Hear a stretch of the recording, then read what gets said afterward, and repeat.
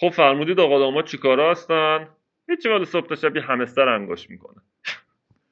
خب این روزا داریم میبینیم که گرندپا جوین تو تلگرام، عباس شبابچه جوین تو تلگرام، حسن دله جوین تو تلگرام. But what's the reason of this joinings؟ آقا جان شما همتون میدونید پانزی گیم یعنی چیه، و اگر نمیدونیدم تو کپشن براتون نوشتم.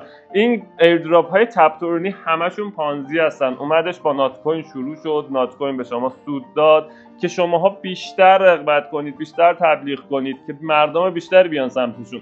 آقا جان شما میگی پانزی گیم، ما که پولی به اینا نمیدیم. درسته شما پولی به اینا نمیدید، ولی چند تا اکانت یوتیوب سابسکرایب کردید، چند تا اکانت اینستاگرام فالو کردید، چند تا کانال تلگرامی جوین شدید. پانزی این ایردراپ ها تبلیغات گسترده هستش که داره انجام میشه و الان میبینید که کل جوامع درگیر ایردراپ های تپ تو ارن هستن.